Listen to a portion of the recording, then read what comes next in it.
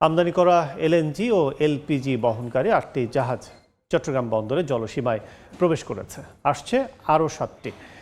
মধ্যপ্রাচ্যে সংঘাতের জেরে হরমুজ প্রণালী বন্ধ ঘোষণার আগে এসব জাহাজ বাংলাদেশের উদ্দেশ্যে রওনা হয়। জাহাজগুলোর মধ্যে 4টিতে তরলীকৃত প্রাকৃতিক গ্যাস, 2টিতে তরলীকৃত এলপিজি এবং 9টিতে সিমেন্টের কাঁচামাল ক্লিংকার রয়েছে।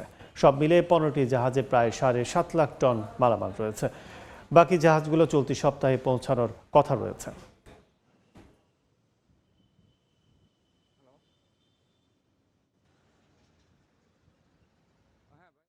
এই মুহূর্তে চট্টগ্রামে আছেন সহকর্মী ফেরদৌস লিপি। বিস্তারিত জানতে সরাসরি যাচ্ছে তার কাছে।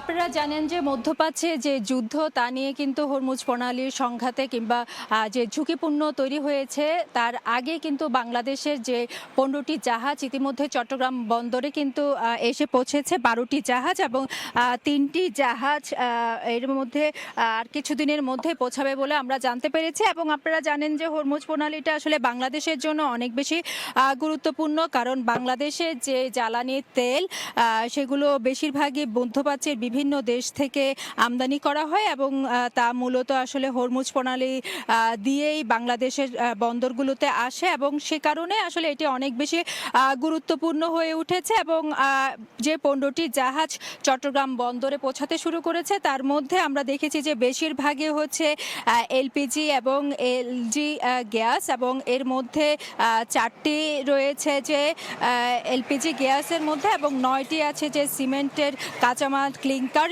সেগুলো। অর্থাৎ সব মিলিয়ে প্রায় 15টি জাহাজে 7.5 লাখ টন পণ্য রয়েছে এবং যেই 12টি জাহাজ ইতিমধ্যে চট্টগ্রাম বন্দরে পৌঁছেছে এবং 3টি জাহাজ কিন্তু মধ্যে চলে আসবে বলে আমরা জানতে পেরেছি। এবং সামগ্রিক বিষয় নিয়ে চট্টগ্রাম বন্দর দুপুরে একটি সংবাদ সম্মেলন করার কথা রয়েছে এবং তারপরে আমরা আসলে বিস্তারিত জানতে পারবো। এই ছিল আমাদের কাছে চট্টগ্রাম বন্দর থেকে সর্বশেষ। এতক্ষণ সরাসরি ছিলাম চট্টগ্রাম বন্দরে।